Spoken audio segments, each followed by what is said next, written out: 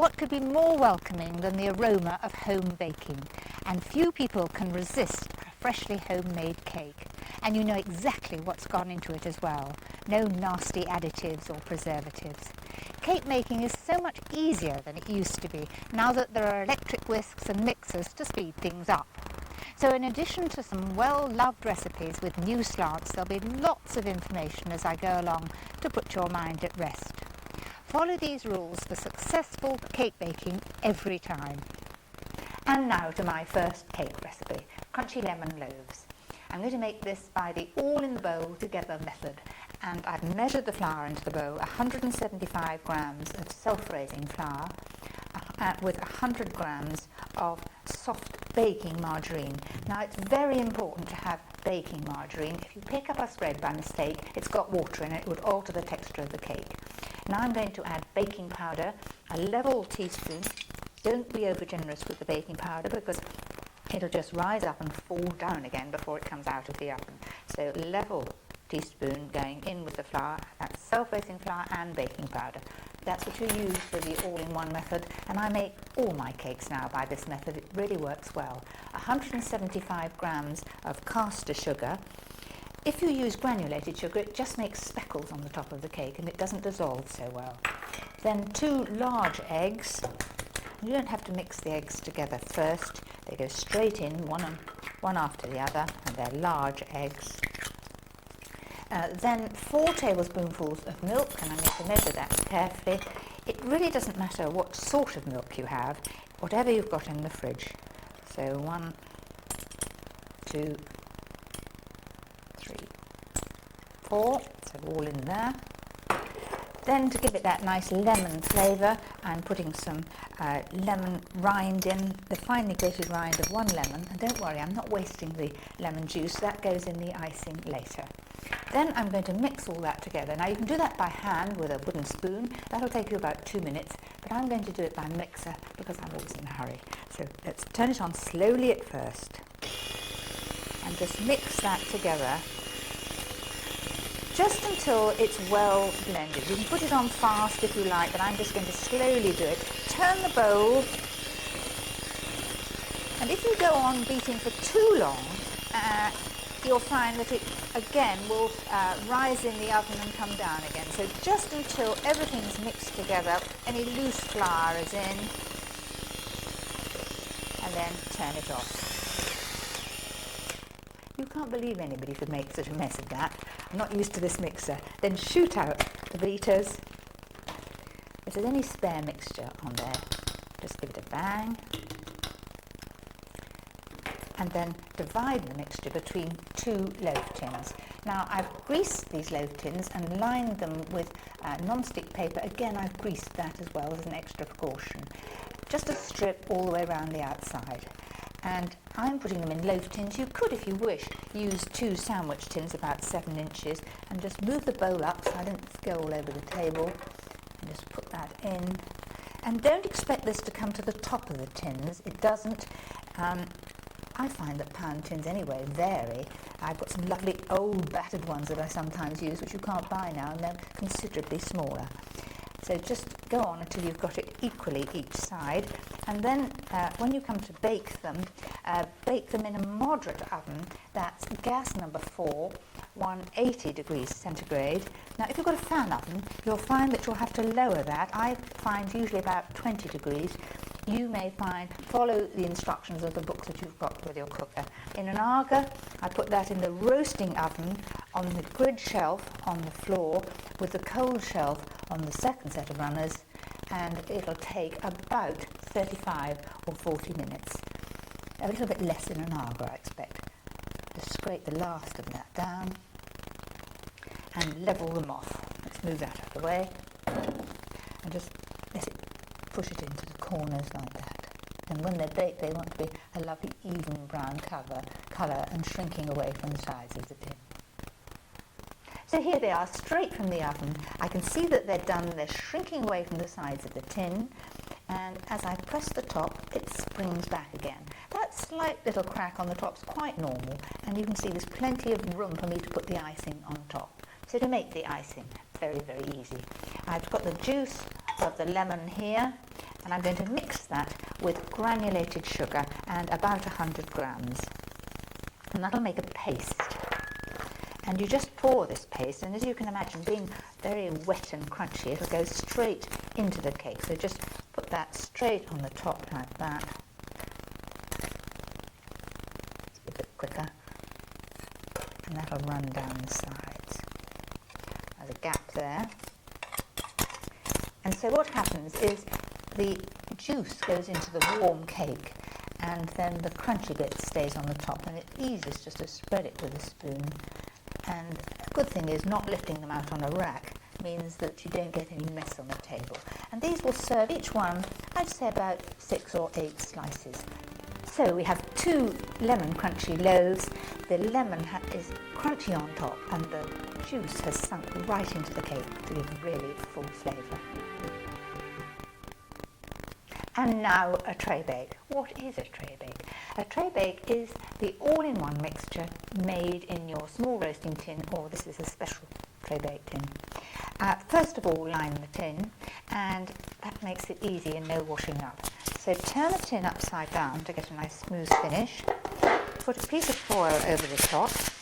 This saves you poking your finger through the sides, and just mould it gently down like that. All 4 corners. Then you've got your own little cake. Lift it out, turn the tin the other way up, and that's where it says on the washing up. Now you could just put a butter paper around that if you've got one handy. As I do a lot of baking, I've got some melted butter in here, just enough to a light go all the way around into the corners and round. And you can store the cake in this foil too, or if it's going to a fete or a bazaar, leave it in, it's easy to carry it. Right, let's put that to one side and get to make the basic tray bake mixture.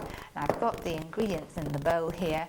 First of all, 4 large eggs, 225 grams of soft baking margarine. Then the sugar, 175 grams of caster sugar, 275 grams of self-raising flour, 2 teaspoonfuls of baking powder, make quite sure they're level, then 4 tablespoonfuls of milk, and it doesn't matter what kind of milk. So that's the basic tray bake mixture.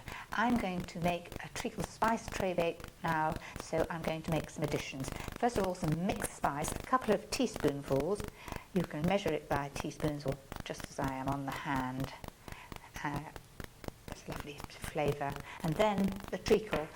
It's half a tin of treacle, and it'll help to warm it in winter. So that is in fact 225 grams of treacle if you want to be very accurate, but I know it's exactly half a tin. And then you just beat that together. Now by hand, a couple of minutes, and it'll be a sort of battery mixture, but I'm going to do it by machine and go slowly at first, put them right to the bottom. Move the bowl round until all the mixture has been incorporated. I can still see some streaks of treacle at the bottom, and I'm going to make quite sure that's well mixed. Sometimes if you've taken the soft margarine straight from the refrigerator, you'll see a few flecks of the margarine. Make quite sure it's absolutely smooth. That looks smooth to me. And then free the beaters. Gentle tap on the side, and then into the tin. Bring the tin right up close and tip it in. And that's a nice spreadable consistency. Just check the bottom to see that all that treacle's being mixed in. And put it straight into the tin. You can do all sorts of variations to this basic mixture. Chocolate chip, American spiced carrot, date and walnut, cherry and almond. It's nice to put a few flaked almonds on the top of that too. Orange and sultana. And I suppose the great family favourite is a chocolate one, and you can ice that as well. Level it off right to the edges, and then when it comes to the cooking, you'll need to cook it in a moderate oven. That's 180 degrees centigrade, lower in a fan oven of course. gas number 4 in an Aga in the roasting oven grid shelf on the floor, and with the cold shelf on the second set of runners, and it'll take 35 to 40 minutes. And it wants to be shrinking away from the sides of the tin when it's done, and a nice even colour. Treacle Spice Tray Bake has an icing made from 75 grams of sieved icing sugar and 3 bulbs of stemmed ginger, topped and mixed together with the ginger syrup from the jar.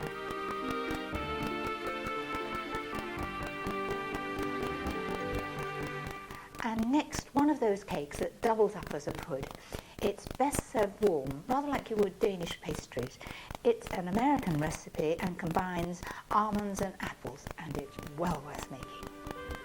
First of all, start with 2 large eggs, 225 grams each of caster sugar and self-raising flour. Add 1½ teaspoons of baking powder and ½ a teaspoon of almond essence. And finally, 150 grams of margarine, melted but not hot. Beat everything together until you've got a mixture that looks like a thick, sugary batter. Spread half this mixture over the base of a well-greased, loose-bottomed cake tin, fluted or plain. 20 centimetres, that's 8 inches across the base. Arrange 300 grams of cooking apples, cut into fairly chunky pieces, over the mixture. Don't let the apple touch the sides of the tin because they'll stick. Spoon the rest of the mixture in blobs over the apple chunks. Sprinkle with 25 grams of flaked almonds and bake at 160 degrees centigrade, about 150 in a fan oven, or gas 3 for about 1½ hours. The cake should be pale gold, shrinking away from the sides of the tin. Leave to cool in the tin for 15 minutes, then turn out. Sift with icing sugar if you like, and serve apple and almond dessert cake warm with cream. I've already shown you the all-in-one method, which has replaced that old-fashioned creamy method that took a long time to do. Now it's the whisking method, a Swiss roll, and there's no fat in this. In the bowl, I've got the caster sugar. That's 100 grams of caster sugar, and I'm adding 4 eggs. Have you noticed that egg sizes have changed? They used to be size 1 to 6, and now they're simply 3 sizes: extra large, large, and small. And I used to use size 2, and now I'm using large. And I'm going to whisk the sugar and the eggs together until they're light and fluffy. Choose a nice roomy bowl, then take the whisk, and you can whisk it very fast, but keep the whisk moving about. So turn it slowly just to begin with, then faster, and move it around. Looks a bit like scrambled egg at the moment, but it's going to be light and fluffy till the whisk leaves its own impression. I'll show you. Now that's looking about right. So you can see the impression is there on the top. Just simply turn it down, and then as you lift it up, now that isn't quite right just yet. It's sinking back in, so it'll need just a few more minutes. See, as I lift that up, it's going straight back into the mixture. I want it to just leave and rest on the top. So again, back onto full speed.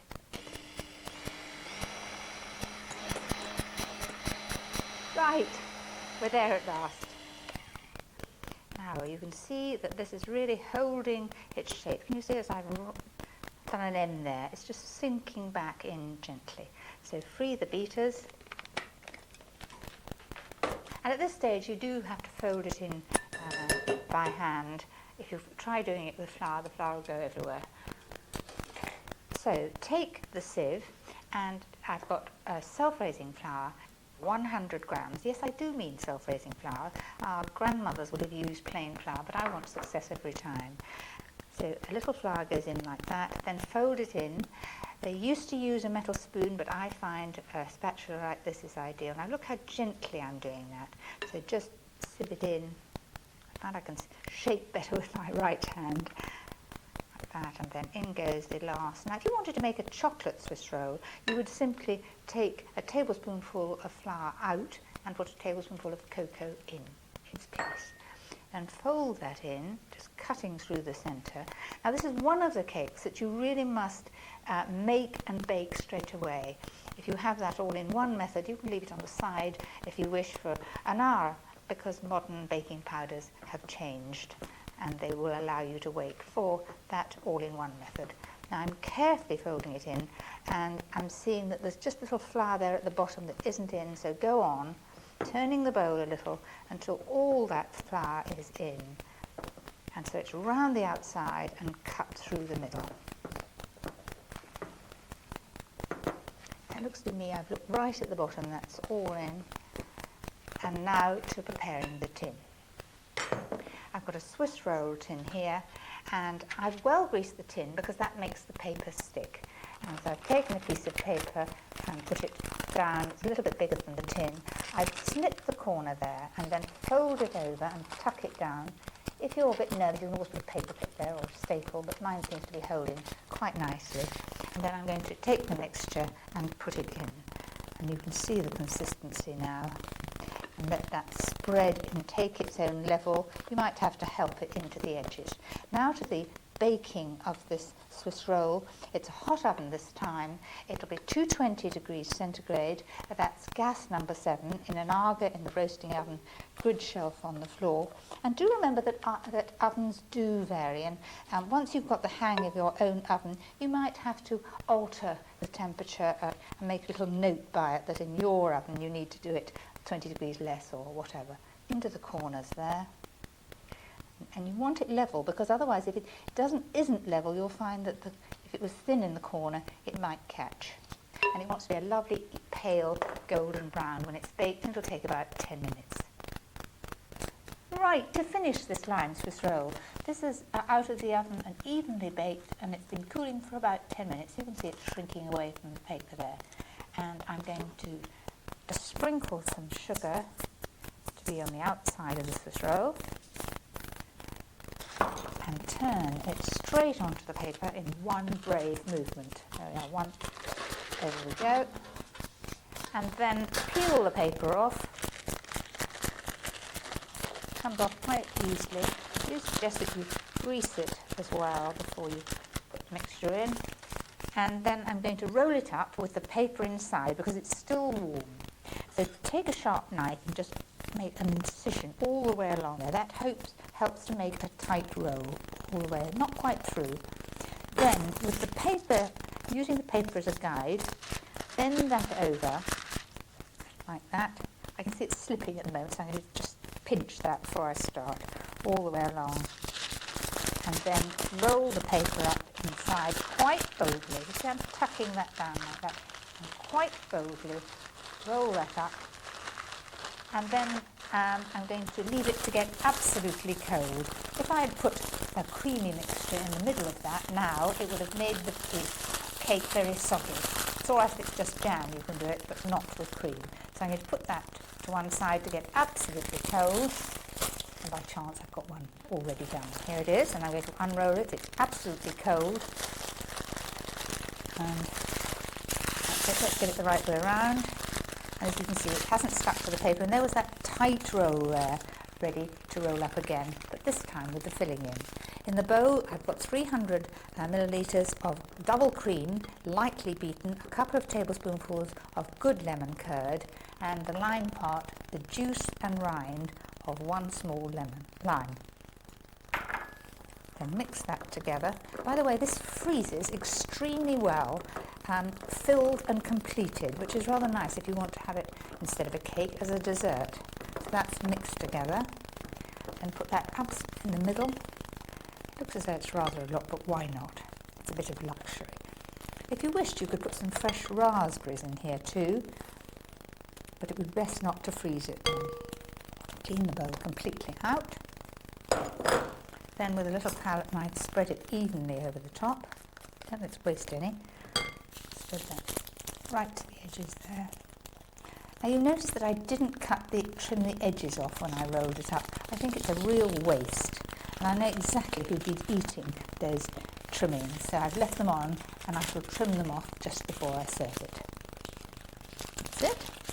Then to the rolling up. We've got that little tightly, and again using the paper as a guide, pinch that in, because if you don't get a tight roll in the middle, it isn't a Swiss roll. That's it, tightly in there, and then move it over. You might have to edge it like that. There we are. And then take an oblong dish. Let's try and put it down there, and I'll be able to drop it straight onto it. Right over, and then over the top like that. That looks perfectly all right. And then we come to decorating it. If you give it a squeeze all the way along, that'll improve it. And then decorate it perhaps with a few fresh flowers, look nice, or fresh fruit. Put them like that, 3. I was decorating 3s or 5s, and then some fresh lemon balm on top. If you haven't got lemon balm, you could use lime slices, would look rather nice. And another one there. And how do you cut your die to know what it's like when you cut it? Just take a sharp knife and take the end. Now that looks a bit bitty at the end, but as soon as you take that first slice off, be bold. And it's often better eaten about 3 hours after you've made it, so that lovely limey mixture has gone into the actual sponge. So put it on a plate like that, and as soon as you turn it up the other way, you'll see it looks very neat and very full. And again, a couple of flowers if you like. These are companion actually. And a tiny bit of lemon balm.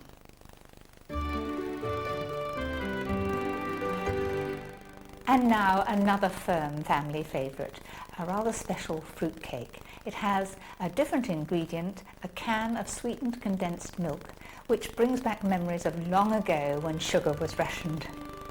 Start with 150 grams of margarine, 225 grams each of raisins and sultanas, 175 grams of currants, and the same of chopped glassy cherries. Place them in a heavy-based pan over a low heat and add the contents of a large tin of condensed milk. Let the milk and margarine melt slowly, then stir well. Simmer for 5 minutes, stirring. Remove from the heat and leave to cool. With 225 grams of self-raising flour, 2 level teaspoons of mixed spice, and 1 level teaspoon of ground cinnamon in a large bowl, make a well in the centre with your hand. Add 2 large eggs and the cooled fruit mixture, and mix together until well blended. Bake in an 18 centimetre greased and lined tin at 150 degrees centigrade or gas number 2 until well risen, golden brown and firm. Test by pushing in a skewer. If it comes out like this, it'll need a little longer. It'll take about 2 hours depending on your oven. Quick family fruit cake. It keeps well too. Sunday best chocolate fudge cake.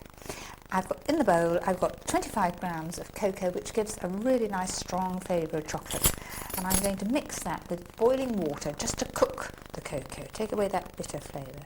So 3 tablespoonfuls of boiling water straight from the kettle like that, and then mix it together with a spoon, and that will actually cool down at the same time. It's a little bit mean with that, wasn't I? Just a drop more. It's a good idea to do it fairly slowly, because if you put a lot in, it'll alter the consistency. Now that should be a paste, which indeed it is. Press it up against the side, that'll help to cool it. Then I'm going to add the other ingredients. First of all, 175 grams of soft baking margarine going in like that. Then I'm going to add 175 grams of caster sugar. Then 3 large eggs on the top there. And lastly it comes to the flour, self-raising flour, and it's 175 grams of self-raising flour with baking powder 1.5 level teaspoons. So everything in the bowl together, the all-in-one method again. And I'm simply going to beat all that together. Now of course you could do this with a mixer, but I'm choosing to do it by hand, and it takes about a couple of minutes, depending how strong your right arm is, to beat together, but it is very, very easy. So stir it round and then give a beat. You'll notice I'm doing this on a cloth because it stops it slipping about. A damp washing up cloth helps to keep it firmly on the table. Well, the chocolate cake, you really do see whether the mixture is smooth because if the margarine isn't dissolved or the cocoa isn't mixing, there'll be streaks in it. You'll notice that I'm mixing with a spatula rather than a wooden spoon. I find that I can really scrape that cocoa from the bottom of the bowl. Now it's completely mixed, and at this stage, if you have perhaps a school run to go on or another job, you can leave it rather than bake it for up to about an hour. With the new baking powders, I find that you can. And take two 18cm tins, and they've got loose bases, but I've still put on the base of them a piece of buttered paper. Make sure that they'll come out. Then divide that mixture between the two tins. If you're doing this, say, for a competition or a village show or something, you could actually weigh the tins to see that they're in equally, but my family don't mind if one's a bit bigger than the other. And then to get the last out, scrape round towards the base and over the top. Now to the cooking times. You want to cook them in a moderate oven, that's 180 degrees centigrade, gas number 4, in an Aga, that'll be on the grid shelf on the floor, with the cold shelf above on the second set of runners. And the time that it will take will be about 25 to 30 minutes. Just scrape that down, 25 to 30 minutes according to your oven. So here they are, out of the oven and cooled, and I've taken the base papers off. I'm going to just spread a little apricot jam, which makes them taste that much better. I've melted it. No, I haven't sieved it. There's no need to sieve it. It's just an extra job, and I don't mind if I'm the one that gets a piece of apricot. That makes it extra moist. In France, they nearly always put a layer of apricot jam under all their tortes, and I think it's a very good idea. That also will stop the cake mixture coming up into the icing. So spread that evenly over the top. Then I've got the icing, the fudge icing here. I've got 50 grams of margarine, 25 grams of cocoa that was sieved, and then a couple of tablespoonfuls of milk, and I worked in 225 grams of icing sugar, and that's about the consistency. Then I'm going to divide that, putting some in the middle of the cake, like this, spreading it, keeping most of it for the top. That's right. Just put it carefully back on the heat, but keep an eye on it. Spread that all over to the sides, so that makes a nice moist filling. Like that. Then lift the top up over the top. Just give it a twist as you do that. And the icing's ready. Get a spatula and just scrape down that last bit.